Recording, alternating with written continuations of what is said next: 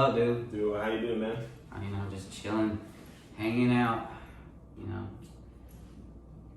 Kind of bored actually. Same. Not gonna lie, nothing to watch. Nothing going on. Yeah, and I know you're missing baseball, right? Oh my God, yeah. It's a fiasco there. I tell you what. I was reading that they might not even play this year. I think it's a possibility for all sports not to play this year, just because things are opening up and more cases are coming in. But baseball, even without the coronavirus and stuff like that, it has potential not to be played because the MLB and the Players Association can't agree on terms as far as the shortened season. And I think a lot of them are wanting to pay the players less, and the players aren't willing to do that.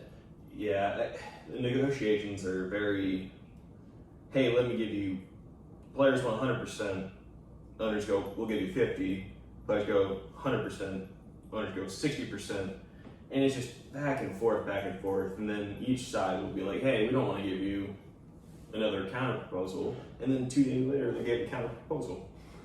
So it's difficult to figure out what's going on exactly. Yeah, I got a little pop quiz for you on baseball, okay. actually. So hopefully, I know you're big on baseball. So Hopefully I don't screw it up. So, all right, first question. Yeah. Who won the first World Series? First World. Ooh, wow. I don't know if I know that one. Well, I can definitely tell you hate them.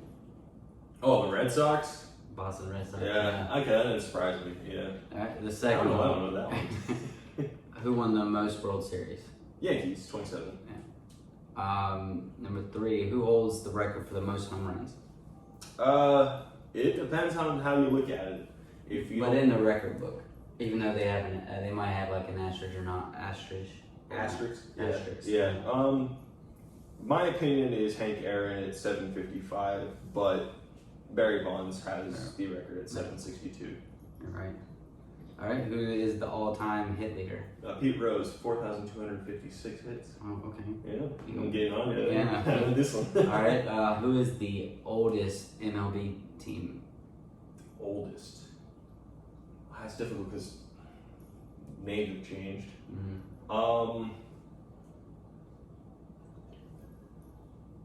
I'll give you like 3 guesses here. I'm gonna go with the Cubs, Yankees, and Braves. All right. One of them was right. Ooh. They started off as the Cincinnati Red Stockings. Oh, so it's the Red Sox. It's No.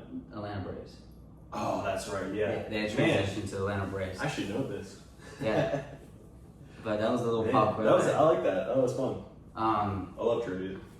especially when it's about the sport you love, then you find out like, oh man, Right. like even though you know it, you kind of just like, oh, what the fuck am I supposed to know that? Like I saw MLB had a quiz today. It's like, oh, what teams used to be called this name? And the one I thought that was most fascinating was the team's nickname was called the Orphans, and it turned out to be the Cubs. Really? I was like, why would you call them the Orphans? That makes Yeah. no sense. The baseball has been around forever. Yeah. I think was around during the Civil War days. That's when I guess nobody can confirm 100%, but Abner Doubleday was in the Civil War, and that's where they think it was created from. Just trying to find something to do between battles, I guess. Yeah, and they said I was actually reading up on that, and they said that it came to find like he didn't even like acknowledge or say that he had any part in that too. Right. Yeah, because which is crazy. It's crazy. So I don't know if maybe the game as we know today is anywhere near what he imagined it to be. yeah, they said they pulled it from 2 different sports like cricket and Mhm. something from North England or something like that. They pulled that sport together. And they made it like it was formed together, which is pretty crazy. Yeah. And you are a Phillies fan, right? No? I'm a Yankees fan. Oh, Yankees. Yeah, Josh is a Phillies fan. Oh, yeah. But like a lot of my friends are Phillies fans just because I guess my friends are from Pennsylvania, so that makes sense. Who's your favorite Yankees player? Current or all time? Your current and then your all-time. Currently, well, it's difficult for me because I think each player plays their own role, but I really enjoy watching. I'm gonna go with Gleyber Torres just because I think that he has so much potential. Young second baseman. He's played 2 years. Got to see him last year play against the Red Sox in the game, and he hit 2 home runs. Unbelievable. But all time, I'm gonna go with Mike Mussina. He's from my mom's hometown, or right next to my mom's hometown is Montoursville, Pennsylvania. My mom's from Williamsport, home of the Little League World Series. But Mike Mussina is always one of those pitchers that's not necessarily a power pitcher, but he can locate and change speed so well. It's really an art for him. Nice. Do you have did you play baseball when you were younger? Yeah, I started playing when I was 3 and played up until last year high school. Wow. Yeah. What position did you play? I preferred pitcher, and that's what I was in high school. It's pitcher only, but I played third base, second base, and then I could play anywhere except for catcher. I sucked at catcher. Didn't want to do that. I respect catchers way too much.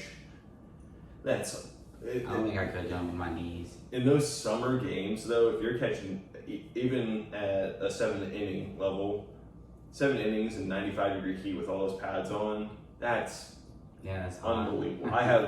Catchers are the most respected players of any position, in my opinion.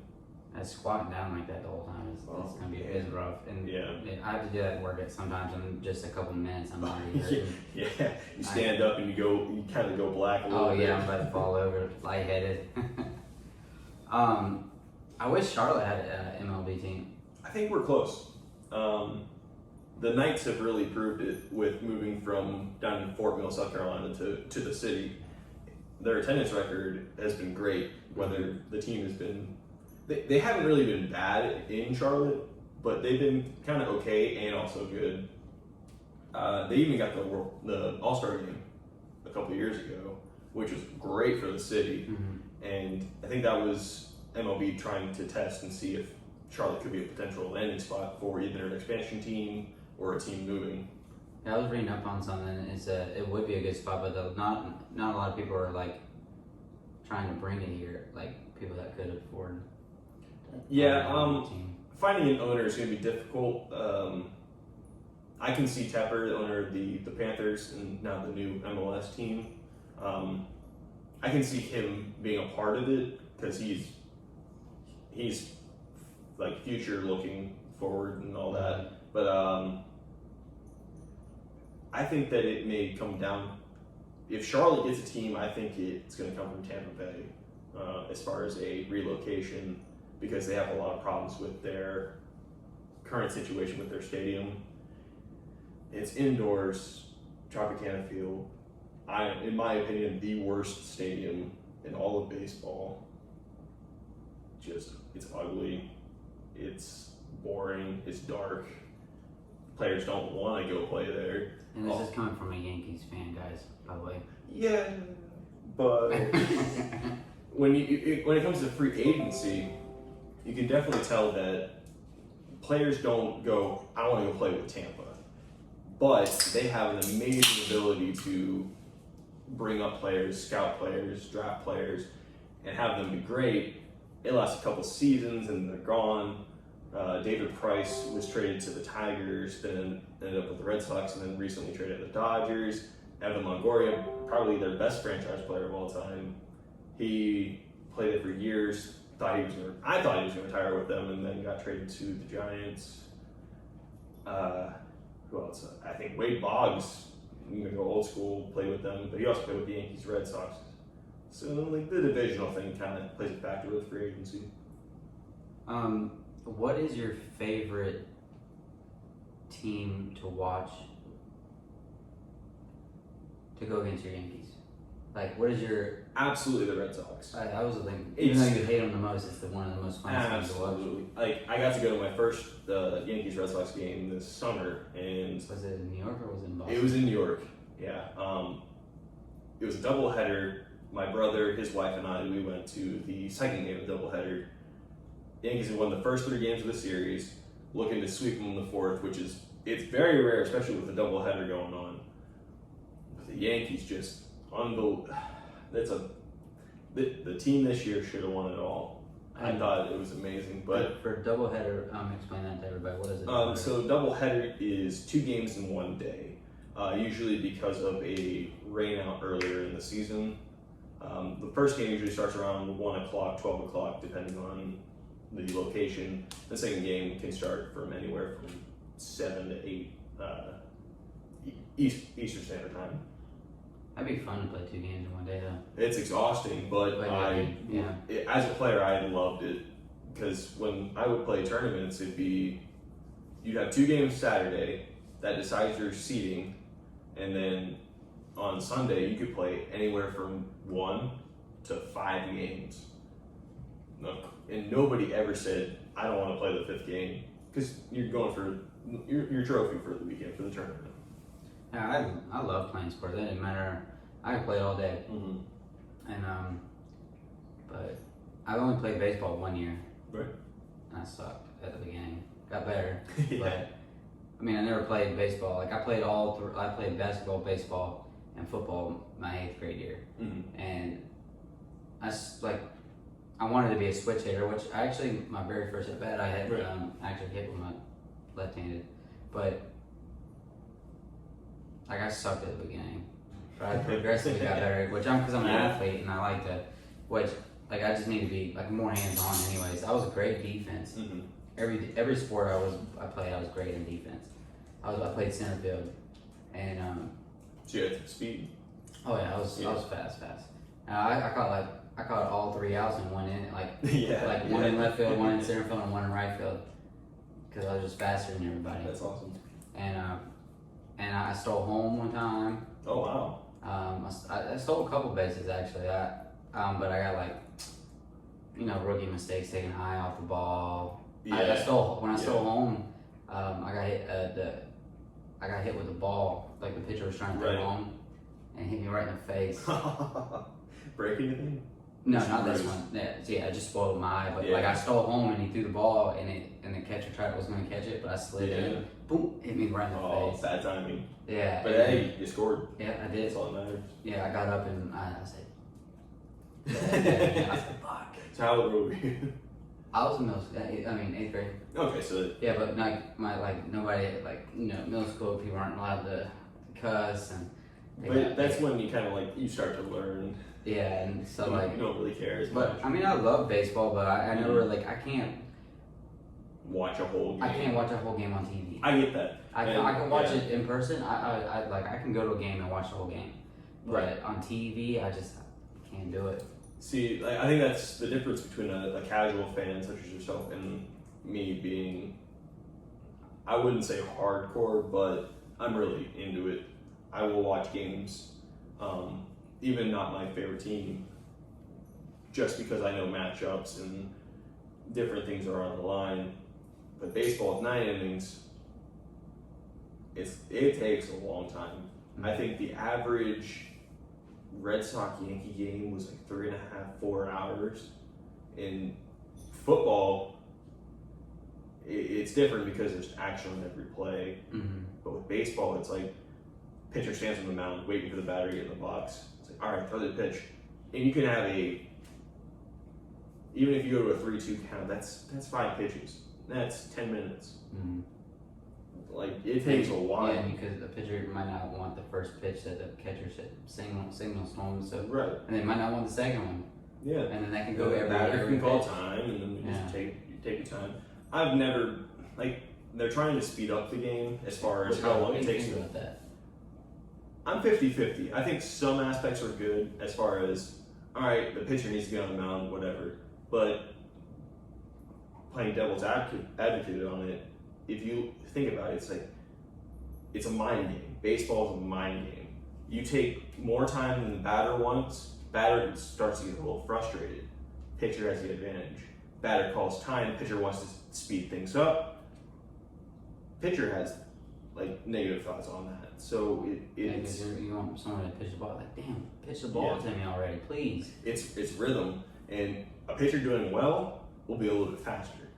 And they're like, all right, get strike one. All right, let's go. Get strike two. I'm in the like zone. I'm throwing a pitch like crazy right now. I need to keep going. Yeah, it's all about rhythm. It's all about I think the biggest mental game out there. I think maybe golf is close, but or like a quarterback or shooting a three.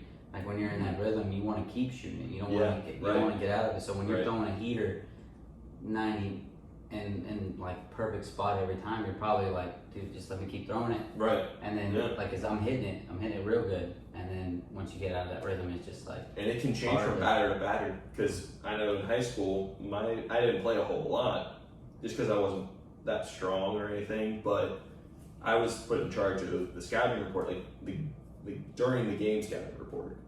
So I would sit there and my coach viewed me as one of the smarter ones, so I could tell what pitch the other team is throwing, when he's throwing it, and what count. And then between innings, I'd have the batters come sit around me, and I'd be like, hey, this is what they're throwing in this count. So you can kind of, if I see a pattern, they can recognize, say, I have one strike on me. He threw a fastball the first time, he's going to go with an off-speed pitch the next. And he's been doing that for the first 3 innings.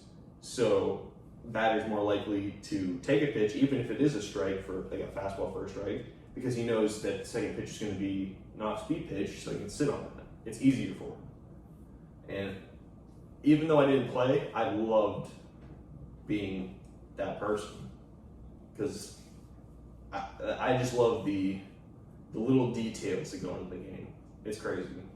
So when you were playing, or like the delusion that like everybody loves seeds and right? yeah. High school, yeah. When I played middle school, like it was seeds. Seeds. I ate seeds all the time and gum. But like I never ate seeds. I never even did them right. So I just like. Oh, so how there's 2 ways of chewing. Like I never chewed them. I just sucked on the flavor and got the flavor and spit them out. You didn't crack them open. Nope. Okay, so I know people that I hated that crap. I hated all that stuff. They would suck on them, spit them out. They would crack them, eat the actual seed inside, spit the shell out, or they just chew the whole thing up, which I think is disgusting. Yeah. But yeah, I did the bubble gum too as well.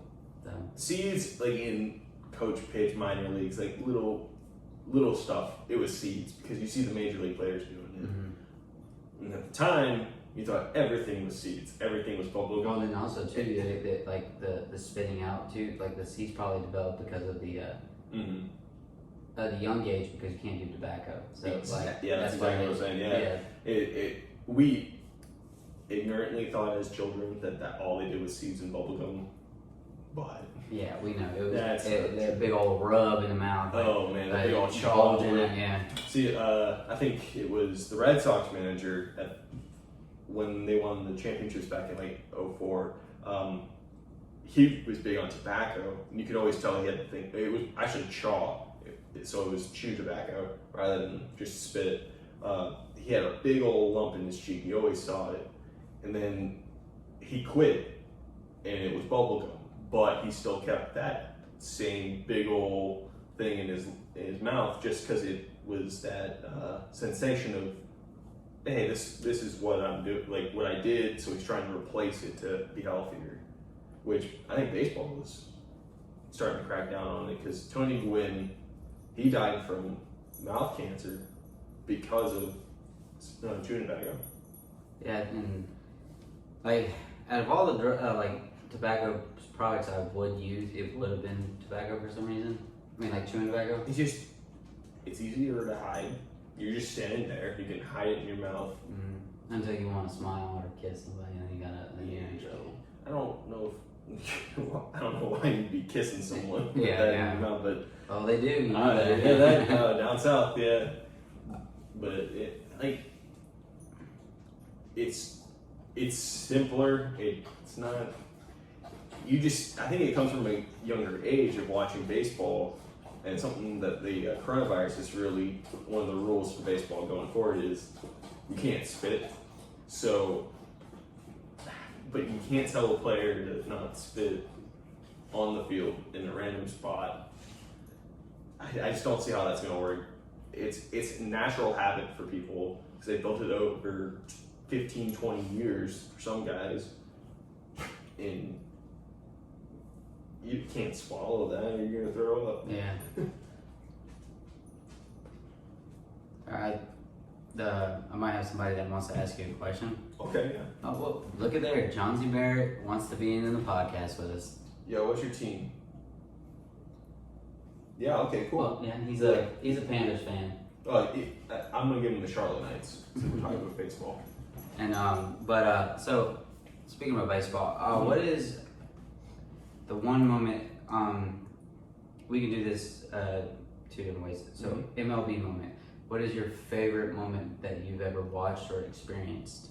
Okay. I watched it on TV as a young kid. It was 2003. Tim Wakefield was pitching for the Red Sox, Game 7 of the ALCS. And currently the manager of the Yankees, Aaron Boone, was hitting and hit a walk-off in extra innings to send the Yankees to the World Series. And Mariano Rivera, the closing pitcher for the Yankees, while that happened, ran out to the mound, got up, down on his knees, buried his head, and was crying because it meant that much. You have not only you're going to the World Series, which unfortunately Yankees lost, but it's okay. I will try to forget that, but I can't. And you beat the Red Sox in extra innings. Game 7, the last game you could possibly play. And he just hits a home run off of one of the best knuckleball pitchers of all time. I'd say top 2, behind Phil Necro. Just unbelievable experience in Yankee Stadium. I think it was the bottom of the 13th inning. I think so. Definitely extra innings though. Mine is so like I didn't watch.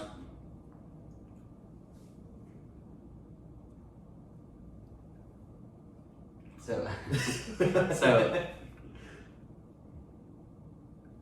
I just saw something that was just like made me laugh because I'm like the guy I might that might be asking you a question. Yeah. It popped up something I said before, and he said that he had all this drip back in high school.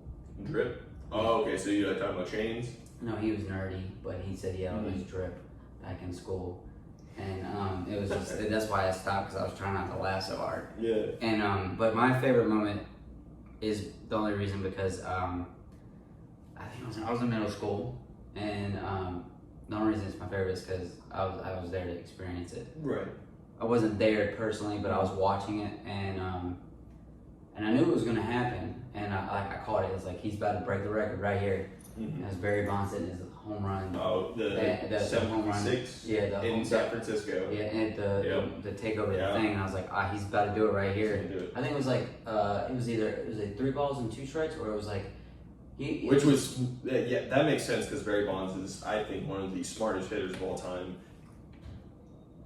Like you can argue the steroids. He was. Oh, I'm gonna bring that up actually. Okay, good. Yeah, good. so I like, want to talk about that. So I saw it and I was like, he's gonna do it right. I think it was 3. I'm 100% sure. 95% sure it was 3 balls, 2 strikes, and I was like, he's about to do it right here. Bomb shot, he's about to break right it. center field. Yeah, and then and he took it, and I was like, oh shit, I can't believe I just saw him break a record. Yeah, it wasn't one of those. Oh, is it gonna go? You knew it was gonna go. I love the fact that he hit home plate and his son was the bat boy. Yeah, I'm first person just thinking about it. Like that's just. I remember I didn't get to watch it live, but I watched the next day of it. Oh yeah, I wasn't even following baseball like that. I think that year I was actually playing baseball, but I was just watching it because I love sports. I love all type of sports. Any sport, even if you don't watch it, when you see a record coming up, you're gonna be like, And I like, if there was sports on, I was watching it. I don't care what it was, or anything.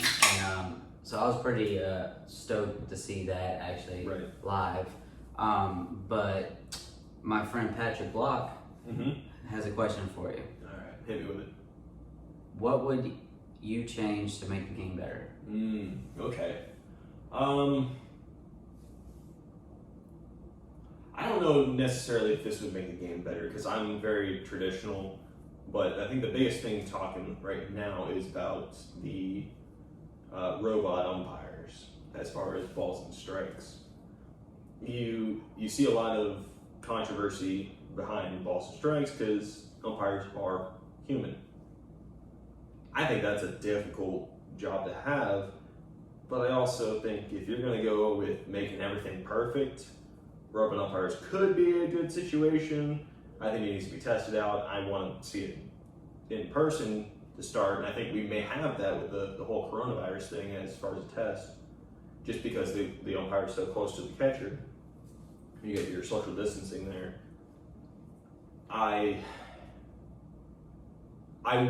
really, really want MLB to focus on the players the way the NBA does. You know, you got your customized shoes and all that. Show off your players, show off the youth of the sport because that's what's going to create more fans. NBA does an amazing job with it. Baseball is an old man sport at the same time. Yeah, they have like they make it seem like they have like a declining that baseball's not as popular as it used to be. Yeah. But I mean at the same time, baseball is like it's a great sport, but at the same time, people are so used to more action than anything. Yeah, and that's why football has taken over so much. And basketball. I think I go back to basketball creating player first atmosphere. The fans love it. Baseball is so worried about the tradition of the sport, and a lot of people, the older generation, I'd say, go back to the players that played in the 80s and 70s. They're mostly worried about keeping baseball what baseball was. There's no innovation of the sport. You're trying with the home run derby with the rules changing a lot, and that's interesting, but it's still, that's one day out of the entire 162-day season. But I think if you allow players to promote themselves more, then that's going to create younger fans, especially with this, I think it was a couple months ago, baseball had the MLB The Show, like Twitch stream tournament. So one player from every team, they signed up and they play a 3-inning game against another MLB player on the video game. And I think that was outstanding. You don't have baseball, why not get to know the players for who they are as a person and see them play against other players, and then during that game, they each talk about their teammates and how great the teammates are personally, rather than just statistics on a field. Mm-hmm. And I think that's very important for the game going forward. And so like you see like basketball players, they have like their own signature shoes, right, and stuff. You don't see that with baseball very much. No, I think that comes down to I think it has to do with sponsorships, and they have a players weekend where each player can make their cleats whatever they want. Instead of their normal uniforms, they have a uniform with their nickname on the back. Mm-hmm. Like Aaron Judge has, I'm going to go with someone different. So he's a Yankee. Yeah, I'm still going to go Yankee, but it makes, like Brett Gardiner, they call him Gardy, which was ironically my dad's nickname when he played. And so they'll have that on the back of the uniform. You get your cleats. You hit a lot of these guys that do the custom cleats are down in Dominican Republic and Cuba, and a lot of that's a historic spot for players coming up in the last 10, 15 years as far as the best talented players, in my opinion. And so you see the custom cleats, they represent their countries, they represent causes. Bryce Harper last year had some cleats made for the Philly Fanatic, the mascot for the Phillies. They're green and fluffy. I don't even know how you do that, but it makes it game a little bit more interesting to watch on a day-to-day basis, especially with Instagram out there now and involved with that. And by the way, about Bryce Harper, that sucks for him. What do you mean? He left Washington. Oh, And he went to Philly. And then the Washington wins the World Series. Yeah, dude. Like, that is crazy. In my personal opinion, this may not be statistic. Dude, I would hate myself. But I don't think that they would have won the World Series with Bryce Harper there. I think that when teams win the World Series the way they do, like the Nationals did, the Royals did, it was who gets hot at the right time, and that's postseason. And team chemistry is the biggest factor. You may not have the most talented team, Astros, and that's it is about who gets hot at the right time. You could be hot all season, but once playoffs start, if you're hot going into the playoffs, you're going to be hot during the playoffs. It doesn't matter the talent, and it's incredible how that works. And when you go on a streak and everything's moving great, that vibe just builds and builds and builds. Like the I hate like the Giants when they went 9-7, I believe. Mm-hmm.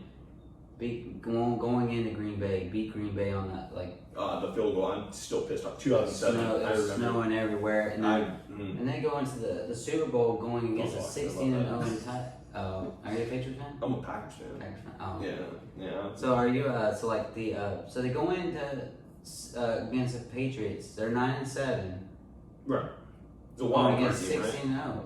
Were they wild card or yeah. division? No, I think they were wild card. And they go, because they went the longest route to go to a Super Bowl and win it. Yeah, they were wild card. Yeah, the Packers did that a few years later.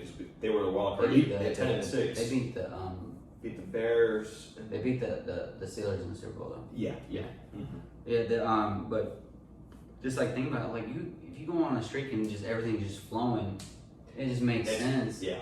Like when you mesh, It's incredible. And especially it's hard, it doesn't matter how great you are. When you're meshed, like precise timing on the passes, you can play great defense, but the best pass is still going to be the best defense.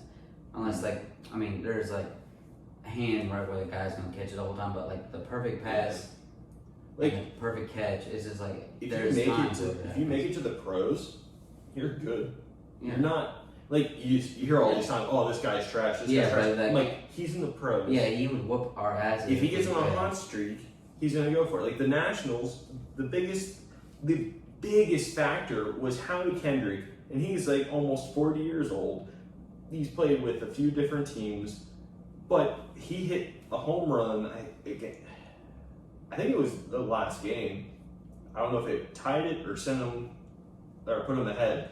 But when he celebrates in the dugout, he pretends like he's revving the car and all that, and teammates are around him. Then you have a guy that plays the bench. I don't want to get this wrong. I think it was Angel Pagan. No, that's too old. Whatever. But he wore sunglasses in the dugout. He didn't play very much.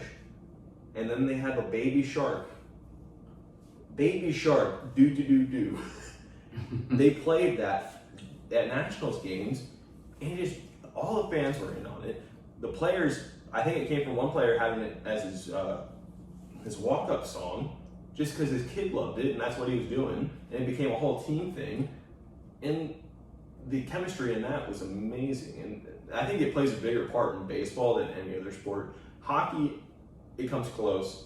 The St. Louis Blues, they were pretty much, I think, under 500 at the All-Star break, and came back to win the Stanley Cup against the Bruins, who I think they have one of the best teams of all time last year. It doesn't matter how great your team is. If your team has chemistry and knows how to play together. You have a bad day too. Yeah. Well, yeah, you can have the best team in the league, but then also that team you're playing can be hot. They could go the perfect passes, the perfect game plan, like the perfect routes. Even luck comes into it. Yeah, so sometimes you might be the best team, but it doesn't mean anything. So when I go in, I'm like, oh fuck. Just because the record's good, but I still go in thinking like, our defense is good. Let's prove something. Yeah, I got this. But I get butterflies just because like until right when the first hit happens and it's gone. Mm-hmm. When I was playing football, but like a lot of players are that way too. Yeah, like, like, you get hit, that, like, all right, we're good. Yeah, I'm good. And after that, I'm just like, I'm ready to go. I have all the confidence in the world. I'm gonna stop. That's why a lot of teams, I think they run the ball the first play because running back gets hit, done. Running back's good to go. Yeah, you got the little jitters out.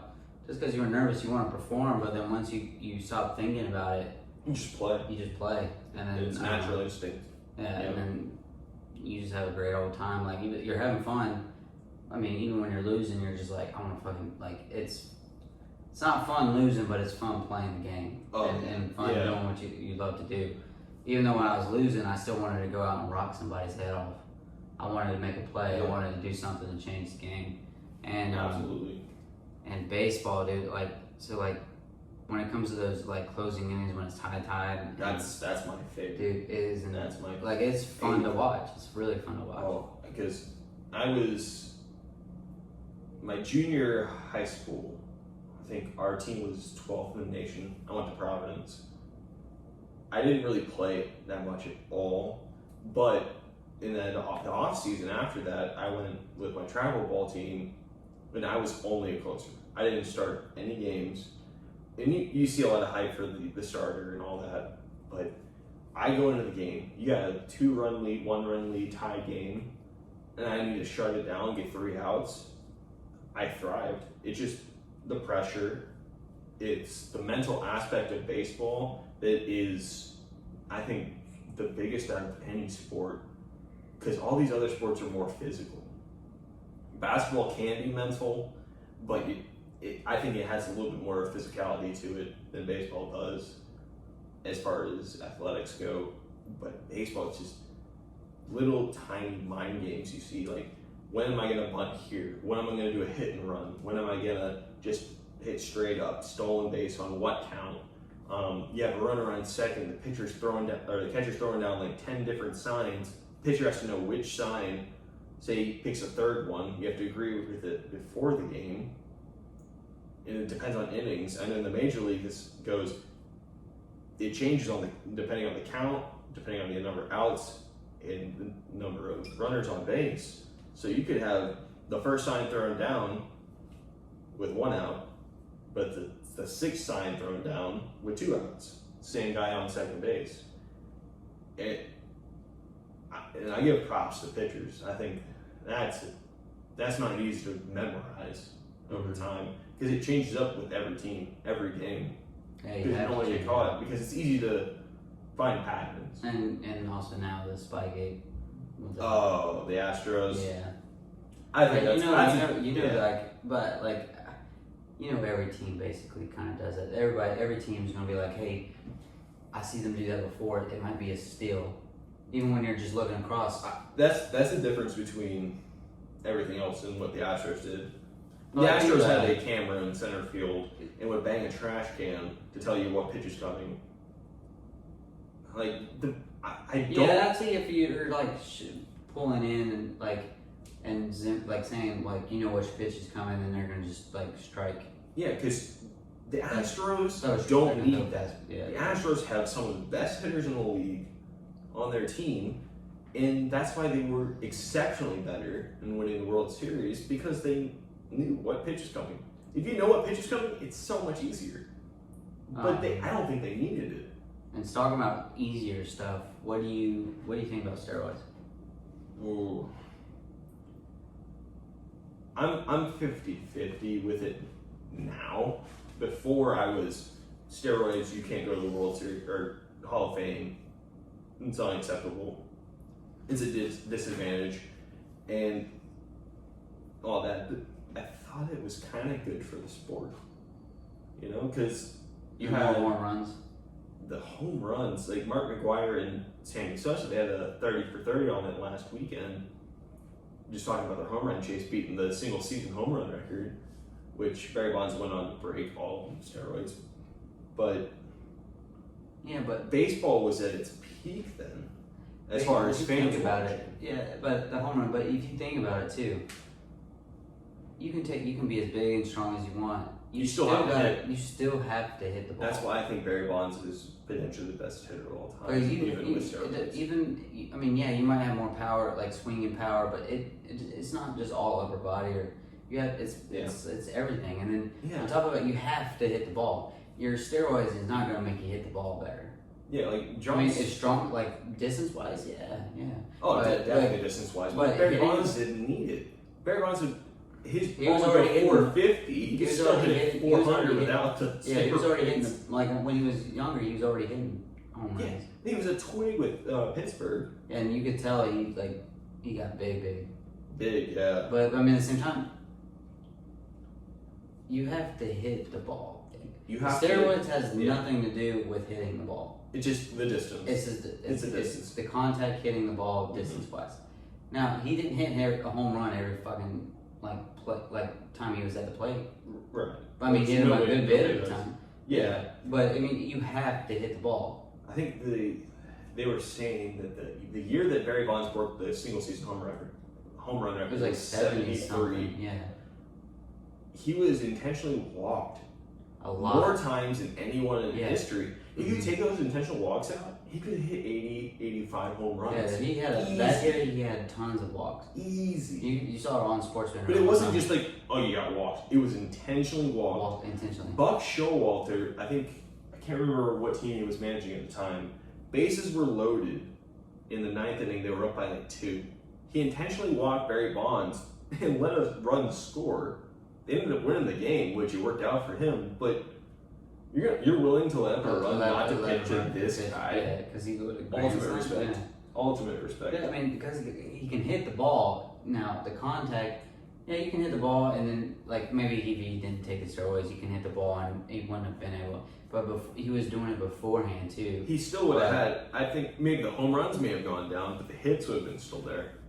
And yeah, it's just like I think you can take steroids, you can all that, but at the same time, it still takes like skill and like the way you swing the bat, the way the whole body moves. You got to be able to hit the ball. And from the interviews I've listened to about like pitchers that take steroids, it's less of I'm trying to throw harder than this other guy. It's more of I'm trying to recover faster type thing. Like you could pitch, especially with relief pitchers, they'll throw a 2-inning game on Monday night. They'll take steroids to recover from it so they can throw another inning Tuesday night or even Wednesday night. And sometimes coaches would push the steroids onto a player to help them heal faster. I think trainers were the biggest people behind it. And it's like, oh well, what about Babe Ruth? Did he do steroids? Blah blah blah, and all that stuff. It's like we'll never know. Yeah, it's hard to know. Yeah. But how long has steroids been around? We don't know. It could have been since the beginning of baseball. I mean, it wasn't tested for. It was illegal, but it wasn't tested for. That's the big discussion. The only thing about that people could say about Barry Bonds is probably because he didn't look like he took it. Barry Bonds? Yeah, I mean not Barry Bonds. For some reason I was thinking about Babe Ruth. Oh yeah, Babe Ruth would smoke like 2 cigars and drink like 10 beers before a game, and then go in and hit 2 home runs and just jogging around the field acting like it was nothing. I don't know if he took steroids. I think that guy was just a man. And it's funny because like it'd be like having 10 beers and be like, all right, I'm a little tipsy. Let's go fucking do this. It's like it's like us with the podcast. It's like just have a couple beers and have fun with it. But that's physical. That's different. Yeah, you can. Yeah. And you had like I guess going from a Yankee standpoint, you got Mickey Mantle or even Red Sox Ted Williams. They're just country boys that could hit. Speaking about Mickey Mantle, I watched that movie. Is it 61? Yeah, I can't remember. Him and Roger Maris. It was so long ago. I don't remember like anything, but like I just remember one scene vividly. Is him? He had like something on his hip, bleeding or something. What was it? You remember? I think it made. I don't know if it was a hernia. It's like science kind of. Or like a butt cheek or something. Like it was bleeding. It may have been a hernia. It may have been. I can't remember exactly. But the science back then was kind of weak. But he powered through. Yeah, and he was like the ability to power through. Like current day sports, they're very protective for a long term. But sports back then. People still nowadays, they lie about what their hurts and stuff. Like everybody's hurt. Yeah. And they could be like, oh, I got my shoulders like fucked up, and they still go out there and. Right. And football with concussions. And people are gonna lie about that, and that ultimately gets the team in trouble if you lie. Mm-hmm. But then they say they have these tests, but I don't think the tests are 100%. I think you can fool a test as much because if you know the answers. I mean, and you know how to concussions can be a little different just because it's your brain. But like if you're looking at your shoulder, knees, and you do it, yeah, I'm fine. That doesn't hurt, even though it does hurt. It's easier to get away with that. Yeah, also like the little eye test, you can't really fail too much. Like you can't really fake that one, but some of the other stuff like you kind of know like the answer to right beforehand. But speaking about baseball, like more, what is your favorite baseball movie? Baseball movie, okay. And it can be, let's say, pro baseball movie, because everybody knows Sandlot's one of the top ones. Yeah.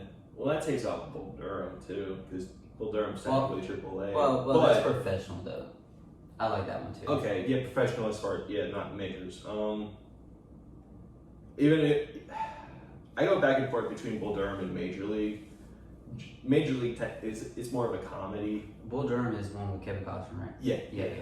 And I think that one's great because at the time the catcher for the team in Durham and North Carolina, which I played at the stadium before, classic. That's a great stadium. I passed it when I was going down because I was working in Duke, right? At one of their hospitals, and then I had to go to Raleigh. Mm-hmm. Right after that, I think I worked for like a couple hours, and I had to go to Raleigh. And I passed the stadium. I was like, dude, that is a nice AAA stadium. Oh, I think it's classic. Really, it's really nice. And when I played at the old one technically because they have a newer one now. But that's the newer one, yeah. I played the older one, and the dugout's original. They still have the cow out in right field, and if you hit a home run, hit the cow, everyone in the stadium got a free steak from wherever it was. Wow, that's awesome. Yeah, it was really cool. Everybody loves a free steak. Yeah. And that's the stadium I played in was the one that was in the movie. But the catcher at the time, who is currently the Atlanta Braves head coach, lent his catcher's mitt to the actors in the movie. Oh, really? And the director was all about it. Kevin Costner's, he's been in a couple baseball movies. I think Field of Dreams was another one, which I thought was great. Of course, everyone that loves baseball loves that. It's the story of the White Sox. 8 Men Out is the bigger story of the White Sox. I don't know if you've seen that one or heard that one. The White Sox scandal was Shoeless Joe Jackson was playing, and they were in the World Series, and the White Sox bet against their team, money-wise, to lose. So they kind of rigged the World Series that year. So all of those players, whether they were great or not, got banned from baseball because they were pretty much cheating against their team. I think, what's his name? He was in Hot Tub Time Machine. John Cusack. He played in the 8 Men Out. But I think that's more of a historical one. Field of Dreams is a little, it's fictional, but if you build it, they will come. Which I think that's baseball, and it comes back to the sandlot. If you have a field, people can go play at it. Number one. So what is your number one? Oh. You gotta pick a number one. I gotta pick. And if it is Sandlot, then we can use it. But no, I love Sandlot, but they don't make movies like Sandlot anymore, though. That's a great movie. And there's an argument that it's more of a coming to age story. That's baseball. That's everyone in baseball at my age. When I was a kid, just go play. If you have the ability to go play, just go. The Louis Armstrong, the 4th of July fireworks. No, I'm gonna go with Sandlot. I think just because that's more personal. And number two would be a professional one. I'm either gonna go with. I'm gonna go with Bull Durham. Yeah, I think that's a great movie. It also had a little bit of a dramatic side to the outside of baseball, which adds to it. And Major League's probably third. I also like Field of Dreams. Yeah. Oh wait, Field of Dreams. I think that's right. With That was Kevin Costner too. No, I'm not that one. The Rookie. The Rookie. Sorry. Yeah. The Rookie was good. Yeah. Yeah. I don't know why I said Field of Dreams. The Rookie was because Gardiner. And that was my nickname in high school because my last name was Gardiner. Oh, was it? So they called me Gardiner. Yeah, I like the Rookie because it just like shows like baseball. It doesn't matter how old you are. You can keep playing for a while. Well, nowadays you can't, but like a pitcher wise, like I mean, you can still throw 99 miles an hour. You're still gonna be able to pitch. I think was it Jamie Moyer pitching? He was like 50. I think he has the record for most batters all time faced, like the percentage wise. 8.5% of every baseball player that's ever played. And you think about that, there's thousands. It's crazy. If you think about it, so like name one football player other than quarterbacks that can go to 40 when they play. It's very difficult. Now basketball, you can change it because they're not more they're rough, and they put a lot of wear and tear on the body, longer terms. But you don't see no football players over 40. I think that comes with contact too. Yeah, and then basketball, I think, is you can get fucked up a little bit too. But baseball, I mean, that's a long season too. But that puts wear and tear on your body. But you play 162 games rather than 80, 82. You're usually like a pitcher. It's usually your shoulder you're worrying about most of the time, and like nowadays, like you can, like especially with science now, you can go, you keep throwing 90 when you're 40 and 50, like you can still play. Yeah, because then you have the Tommy John surgery, which is and now UCL, once you had that, is it UCL on your elbow? Oh, I don't know the term, but I know once you had to have that surgery, you were done back in the day. But now, like I've seen multiple pitchers come back, throw harder, throw longer. Just science has gone incredible lengths. But Tommy John, I have a signed baseball glove by him, the original Tommy John. All right. Yeah, he played with the Yankees. I think he played with the Tigers as well. But my dad gave me the glove, and he pretty much was the first person that really had the I guess technical term, like Lou Gehrig's disease. It's like ALS. But they call it Lou Gehrig's disease because he had the big name. And like my dad played in the pros from 85 or 86 to 95 or so. Bounced around teams. He got drafted by the Mariners. And fun fact, he was actually roommates with Ken Griffey Jr. in Double-A. Because they got drafted the same year. Oh, really? And they wanted to, my dad was very by the book, level headed, not going to get in trouble. And they wanted to make sure that Griffey wasn't going to also get in trouble because they knew Griffey's potential. So he was roommates with him in Double-A there just to keep an eye on him and all that. And then after that, they didn't play a whole lot together. I think maybe a season in the majors. I think he was traded to Boston, and then after Boston, which is where I was born later on, but he got traded to the Montreal Expos. And the guy that he was traded for actually died in a plane crash early 2000s, and then released by the Expos. And then he was signed by the Tigers a few days later, which was a few days before my birthday, which was funny. And he played the rest of his career with the Tigers, and then bounced around with the minors, multiple different teams after that. So that's crazy. Yeah. He was, I think he had the record for the lowest paid player at the time, which, like, you make it, but he was like on the bubble of making it or getting sent to AAA all the time. That's like not many people get to say that. Right. Yeah. I unfortunately I was like 1 or 2 years old when he played his last. No, it was a month before I was born when he played his last major league game.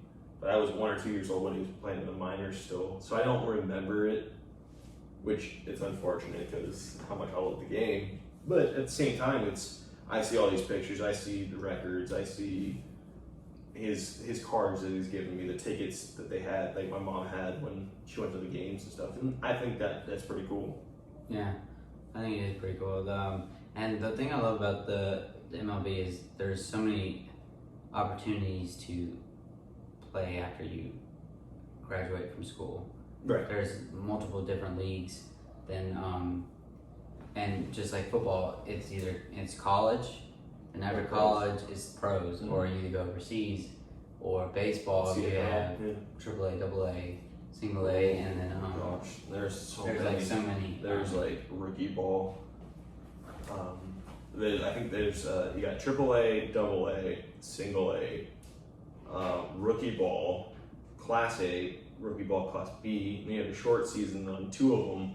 So it's incredible. And unfortunately, the thing that has happened with baseball recently is they cut 1,000 minor league players across the board, which is an incredible number. A lot of teams on these, like the short season teams, they're cutting them out, trying to lower the numbers. And my dad was actually drafted in the 18th round when he was drafted. And then but now I think this year they only had 4 or 5 rounds compared to the 32 rounds they used to have. So it really kind of affects the ability to have your chance. You may not get paid a whole lot at the end, but you still have your chance to get drafted, and I think that's important.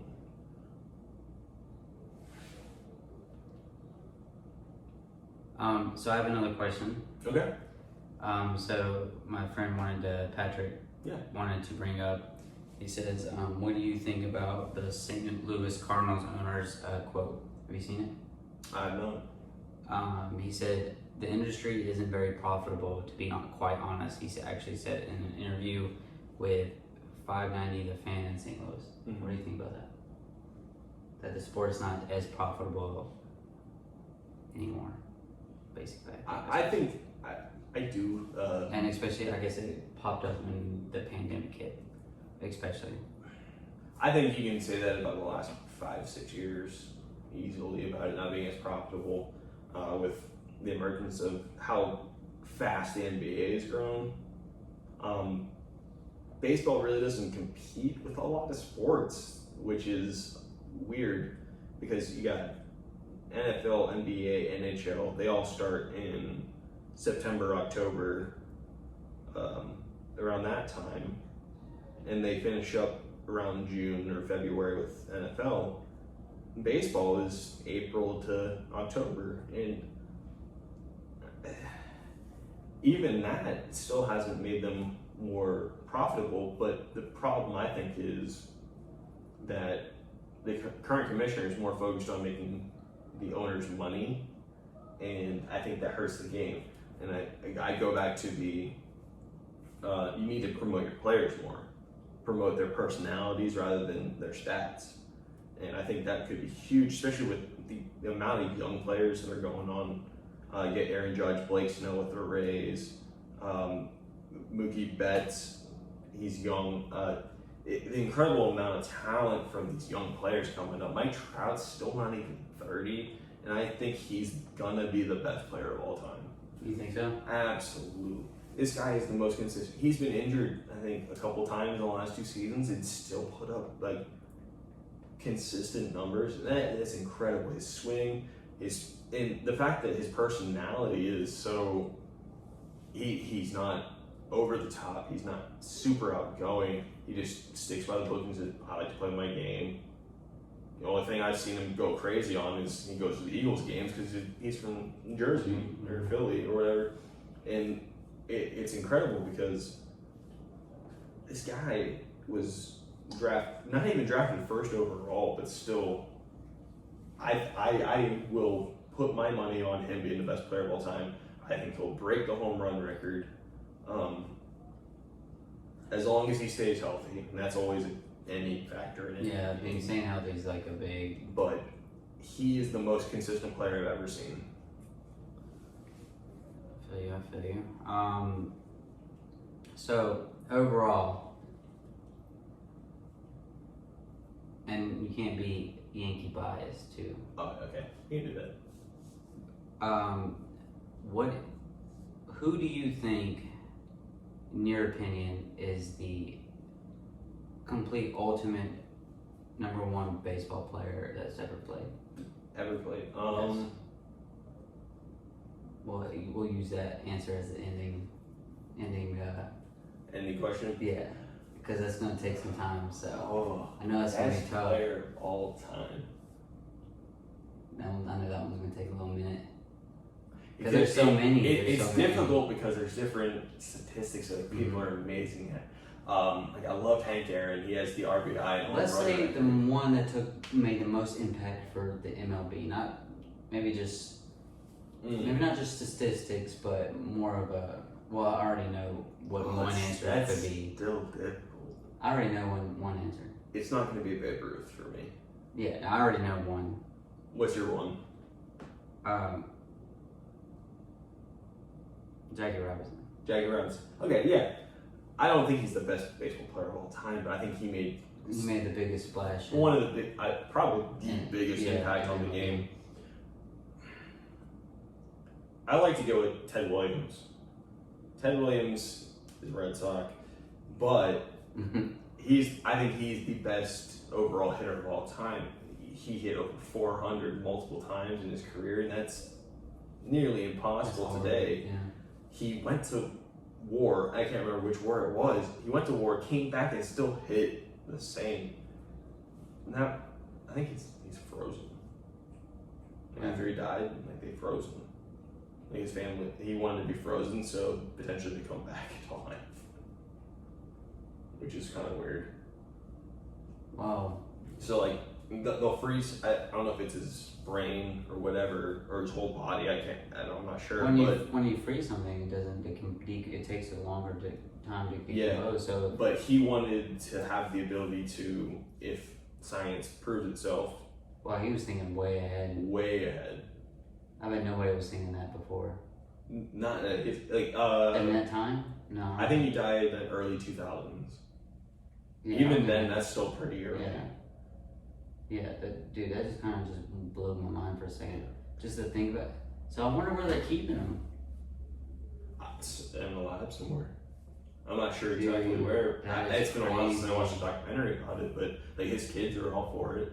There's a couple kids that are like not super happy with it, but I mean, if that's his choice, I mean, what? That's his choice. But what happens if they do? Then they're gonna be like, oh wow, that was a great idea. My question is, if they have the science to bring him back to life because his brain is frozen, whatever, even if it's not his physical body, what's he gonna do after that? Yeah, is he gonna go play baseball? No, I think the problem about that is your brain's, once your brain's in a different body, it's gonna be hard to accept it. It's gonna be weird. It's gonna trip you out. Yeah. I think that if you get brought back, you can't be in. Even if you go into your death, like the day before, you're like, this is what I want. This is what I want. You wake up like 70 years, 100 years later. Yeah. What if you don't die and you just freeze yourself? I wouldn't do it. But yeah, I don't know if I'd want to come back. It's crazy. Yeah, it's my time. It's my time. Yeah, but I don't want my time in. I love being on Earth. But we're still young. Yeah, but imagine yourself at 80 years old. No, if I was this age for the rest of my life, I'd be like, no, I don't want. Oh, absolutely. This is, I think, your mid-20s, early 30s is the best time of your life. Yeah, dude, and especially in the area I'm in now, it's like fun. Yeah, absolutely. It's a lot of fun. Yeah, well, I think we learned. I learned a couple of new things for baseball. Yeah. I could go for days talking about baseball. Yeah. But, what's one thing you want everybody to know about baseball that normal people wouldn't really understand? Like a casual fan? Yeah, somebody that would follow baseball normally, but someone casual like me, what would you think they should know when they watch a sport? Or something interesting that they like get them to understand like how baseball, how priceless baseball is, basically. I guess kind of what I think my personal favorite thing is the mental part of it. I think if they're able to understand the rules a little bit better, it's going to be a lot more enjoyable for them to watch. Like, why this guy bunted in this situation, or why this pitcher threw this certain pitch at this certain count. I think that helps them understand the game better, and it doesn't seem as boring, because you could throw a ball and be like, oh, that was stupid, but you're in an 0-2 count, and you throw a ball one outside the zone, back of the swing, you're like, oh, that pitcher sucks, you can't strike him out. The pitcher's trying to get him to chase. And I think a lot of people they don't know that because they didn't play the game, but they want to enjoy the game because the game is fun, especially when you're watching your own team. The casual fan, I feel like they prefer to watch their own team, and I 100% get that, because the players and all that. Yeah, I mean, if I root for anybody, it's the Braves. Yeah, because they're closer. But I mean, like when playoffs come on, I love to watch. I watch the games. Playoffs can be I think playoffs in any sport is intense. Yeah, I watch the game. Like I'll go to a bar and watch the whole game. Like that's fine with me. But like I just can't. The season's so You can't long. pick up a random say the Orioles are playing the Brewers. You can't I'll watch it. Like if I'm sitting there and I'm gonna watch the game, I'm like, oh shit, like I know what they're doing. Like it's not like people's sports minded. Like they know like you want somebody to reach. Right. Like they have a tendency of reaching for strikes or balls, and you're gonna throw something like that, so they reach. Right. You're gonna go and attack somebody the way. Yeah. Like just like football. If you look at the pitchers today with like sliders, curveballs, if you watch the slow-mo version of their off-speed pitch to their fastball pitch, that almost like 2 feet in front of the plate is before when the ball starts moving. Which is great. You have, as a batter, you have to pick that up, and that's so difficult. That's why I wasn't a hitter, because I didn't want to do that. I wanted to mentally mess them up. Yeah, the hitting is pretty hard. That's why like the whole steroids thing is it's not easy just to hit it. It's not easy to hit the ball, but I mean once you make contact and you have that strength, it's gonna be. Yeah, but I think the most difficult position is hockey goalie, because you have the least amount of timing to react, and then it comes to a hitter as far as any pitch, really, mostly fastball.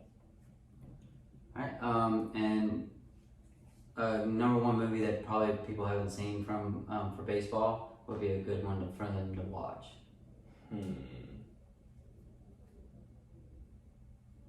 I don't know that because we all majority of people seen Sandlot. Right.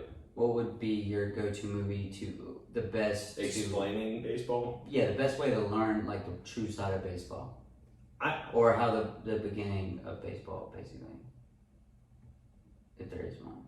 I'm not sure. I watched a lot of documentaries. Like 42 is one of them. 42, absolutely. I would definitely recommend that movie to anyone. Yeah, 42. Because you really learn how difficult it was for a black person to just play baseball. How much Jackie went through, Jackie Robinson. And the fact that he followed through with that and still was able to produce at a high level. A great movie. A book, if you're interested in pitching, I've only read 2 books in my adult life. One is about Yogi Berra. I thought that was great, because you understand coming up at being a catcher for the Yankees, being Italian American, just paid less. He was a tiny guy, but he produced and made it through. But the biggest one is called Living on the Black. It's a pitcher book about Tom Glavine and Mike Mussina. And it's all about the art of pitching and how they came up. Even though they didn't throw 99 miles an hour, they were still able to make a career. And both of them in the Hall of Fame. Tom Glavine was a 300 game winner. Mike Mussina, 250 some game winner. both Hall of Fame, and it's really interesting to see their point of view on the game, not being the big guy, but being like the above average pitcher that understood the game more than anything. Alright, well, Jonesy wants to make another appearance. Eric, tell everybody where they can follow you and contact you at. Pretty much eGardy26 on Twitter, Instagram. Yeah, that's about it. Alright. Thanks for listening, guys. You can follow me on Wide Eye Perspective on Instagram. My personal Instagram is dgillette42. Come check it out, and I have a Facebook page on my actual Facebook, Devin Gillette, so come take a look. Thanks for listening, and we'll catch you next week. See you. Doses.